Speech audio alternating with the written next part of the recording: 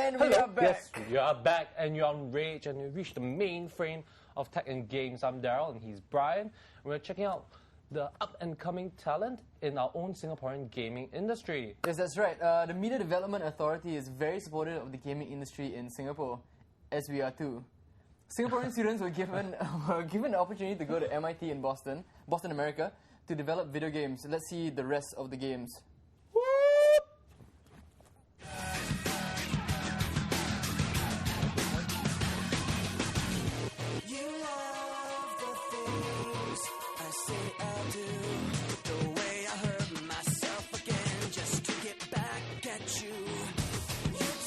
Hi guys, Bryan and Daryl Chin from Razer TV, and I'm here with Miss Teo Chow Guan, and she's the program director for GAMBIT. So, Miss Teo, thanks for joining us. Can you please tell us what is GAMBIT exactly? Okay, GAMBIT, let me just explain the acronym because people say, what is GAMBIT all about? So GAMBIT stands for G for games, A for aesthetics, M for mechanics of the game, B for the business side, I for innovation, and T for technology. So you can see by that acronym itself, GAMBIT is all about different multidisciplinary aspects of games creation. So every year we have an internship program in MIT where students in Singapore are selected, actually handpicked, based on not based on their grades but based on their portfolio, their passion, and their attitude. Because we believe these are the three most important things. So the best of the best represents Singapore. Exactly, the best of the best represents Singapore. And the interesting thing that we did for them is that, we actually pick them based on their different skill sets. So they come from different disciplines, not just technical, not just artistic. We also have audio people, we do have process people, we also have games designers. So it's not just the grades? Oh, no, we don't look at the grades. Don't look at the grades at all. It's all portfolio based. Okay. It's all about portfolio. If you come out with a good games portfolio, and then, if you show that you have a passion, you have a drive, you know what? You're in actually. Where was this program 10 years ago when I needed to get into school? Okay, anyway.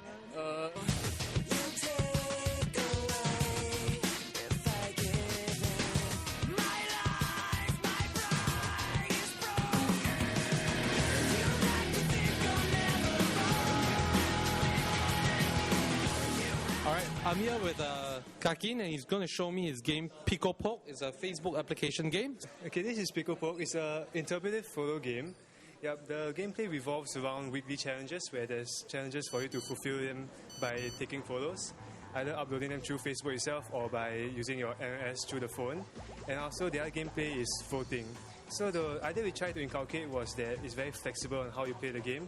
For example, here you actually can choose how you want to vote the game. In the game, maybe you think this photo is lazy or funny, you can just it's up to you how you want to vote. It's totally determined or based on the community. But these are actually photos submitted by players outside who are actually playing the game because it's live on Facebook. So as a voter, I can actually choose how I want to determine the winners. And the winners are determined by the most number of votes and also an algorithm with the percentage. What's up, guys? I'm here with Sharon, and she is a spokesperson for GAMBIT. Basically, GAMBIT is a game about political revolution. The bubblegum is outlawed in the world of the game, so you have to recruit followers to your cause. You're trying to overthrow the government so that the bubblegum is returning to the world of the game. So you blow the bubble and impress civilians, and they will follow you around. But you also have policemen around patrolling, so you have to be careful not to make them see you. You can also stick them. At the end, when you recruit 10 followers, you need to lead all of them to the city hall, which is this place. I'll show you it. And that's where everyone overthrows the government? Yes, basically. What is the reason why these people want to overthrow the government? Because bubblegum was banned, is it?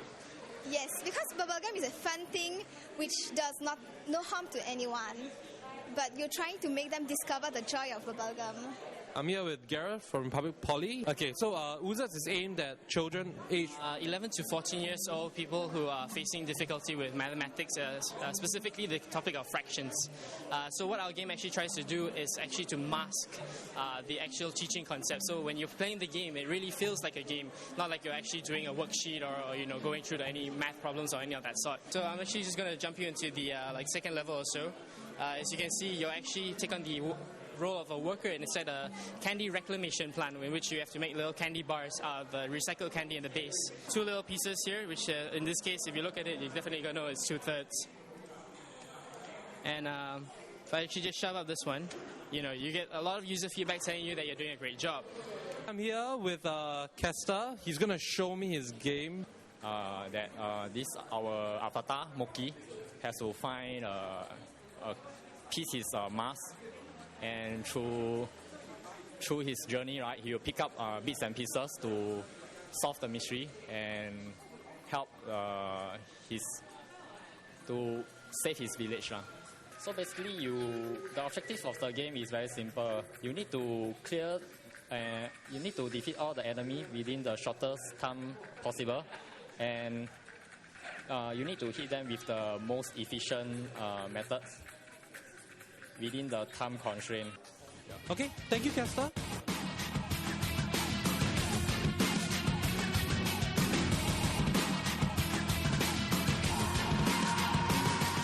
Do you play Guitar Hero 3?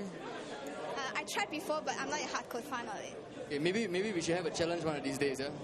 Okay, cool. Brian's like going around challenging women to Guitar Hero. Girls everywhere. Oh, you girls want to challenge me at Guitar Hero? Okay, Monotine was saying that she thought Monkey Combat, the guy was riding a pig. But no, It's a warthog, okay? Yeah, it's a warthog. There's a difference. They have It's tusks. a wild boar. No, it's a wild boar. It's not a warthog, it's a wild boar, right? I think it was a wild boar. On steroids. Can charge, can charge. Hey, so that, Brian, tell us about your impression of the games. Well, I think obviously I was unapologetically biased about form. I think form is really innovative. I mean, it really pushes the quality of Singapore games in terms of like design, execution, as well as the programming, all the scripts and algorithms that go behind that make the game itself. I mean, he was telling me about how the auto rigging is actually one of the first few games to actually use it. You see? Yeah, it's very interesting. Yeah, auto rigging. Auto rigging is like it makes skeletons sort of animate, and it's like you can change different sizes. You can make a character in different sizes, but this actually auto rigging is like a behind the scenes tool for like the programmers to like mold the game. But it actually puts this power into the player, so the player actually can sort of form his character. Yeah, and I think it's very interesting that it used to be that just like game developers have this power, and like the gamer that plays is very powerless, but now it's putting power back into the gamer's hands. So I think form was cool. It had a good story. It had a good art direction, good music. You like the music, and I think it was good programming. So I think thumbs up for me. But how about you? What's your favorite game? Okay. Not Monkey Combat. Right? Yeah, Monkey Combat. I think it's Malaysia's favorite game, but not mine. Okay, for mine it's probably music. Music. Okay, yeah, just because of the thought that was put behind the game. Like the fact that they said they wanted to cater to non-sighted players, like blind players. I think that's really cool because more and more people are using their eyes too much nowadays. With headphones and like iPhones, and like and games are like increasing like graphics and all that. Like there's such a big market for all these like huge graphic power games and all that. And like a thought behind this game that you cater to people that are being left out, that can't see. So I mean that was very, very thoughtful, and I felt that was a step in the right direction. So we all, because of the graphics, we often forget that there's more than 1 sense to actually play a game. That's right. So music is a very big part, and for us who see, we sort of take it for granted, I guess. Exactly. And music is like it is a social network game on Facebook. So actually, if you go on the Facebook right now, 2 of those games which you just saw are on Facebook. One is Pick-a-Poke, which is that game which you can sort of take pictures and people vote and put stickers. Put stickers. Kind of like a somebody called like a little board, tag board, and people put the pictures, and then other people can go and comment on the pictures. So that's really cool. And the other one is music that we just showed. So I mean, for music, there's a garden, right? So the end goal is actually to fill the whole garden. With like this Pokemon sort of characters, you got to collect them all, and all these different characters have different sounds. And the more sounds you make, you can have your own sort of music. Like it's sort of like a quote unquote orchestra of that was a menagerie of musical instruments. That's the end goal for the non-sighted players. They actually have a full range, a whole song apparently by by the game developers themselves. Yeah. They developed it. Yeah. Okay, so anyway, right now we're gonna move on to a gadget which we actually talked about on Net Noise That's like right, 2 days that's right. ago. I Yeah. think. Yep. It's actually our gadget of the week. Gadget of the week time, baby. Yeah. Okay, it's actually the Monotine Bike. Okay, and it's approved by the Land Transport Authority and it's allowed on public transports. Yep. It might be worthwhile to check out one of the interesting, like this interesting Monotine bikes. Yeah. Yeah, okay. It's a range of foldable bikes. You know, it includes an electrical power-assisted, like battery sort of thing at the back, which Yep, okay. assists the rider to ride even faster. You know, like when Brian was like riding on it, he was like, "Whoa!" And then, Like we couldn't stop him because he was just like going round. And It feels like you take 4 pedals and suddenly it starts to boost you like nitrous oxides. like too fast, too furious. Yeah. You know, like one of the racer cars and all that. And okay, it's about 18 kg. And Yep. it's fairly lightweight and can easily fit into the boot of any saloon car. Uh-huh. Okay, I say lightweight because You're a strong guy. yes, I was that's just true. like, yeah, this is small. But notice when I was carrying it, I was like, okay. But anyways, yeah. And it's very interesting because like for people that don't like to mount their bikes on back of their cars, Yeah. you know, this could be a Just fit inside the boot. just fit inside the But how boot. about people who want to carry it to like public transport? You can because it's LTA approved. Okay, but can you walk with it? Well, if you're strong enough. Yeah, like if you're strong enough. Okay. Why don't you take a look at the clip? And if Razer TV journalist Eva can do it, so So can you. can you? Bicycle, bicycle, bicycle. I want to ride my bicycle, bicycle. Hey, all right. Eva is very awesome. She managed to like put the bike in and fix it up, and very, very handy, Eva. So how do you find the ride? Like, you know, was it easy? Like to ride on it. Yeah, the ride on it. Yeah, it was good. Yeah, it was a smooth ride. Smooth, right? Yeah. Okay, how about this? Put back. Was it easy to put together? Easy to put together for the first time? No. But you could definitely get used to it. Yeah. Do you think that you would use it like every day coming to work, like, you know, and then you just decide to carry the bike with you? I live in Choa Chu Kang. That might be a problem. You can take it. You can cycle the Choa Chu Kang MRT, and you can take the MRT all the way to work. Perhaps. Because it's LTA approved, so you can bring it to the MRTs and all that. Wow. It's LTA approved. Okay. That's great. Eva loves the LTA. I shouldn't have to say now, baby, that I believe in you. What took you so long? What took you all night? What took you forever to see I'm back? You know I treat you so good. I make you feel fine.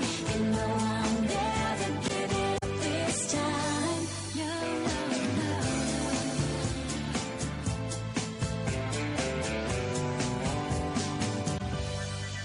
Oh, you touched my heart right from the start. You didn't know what to say, but honey, understand when you take my hand, everything's okay. 'Cause baby, I believe reality is never far away. I've had enough, so listen, baby.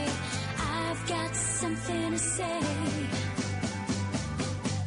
What took you so long? What took you all night? What took you forever to see? There she goes. There she goes again. Racing through my brain.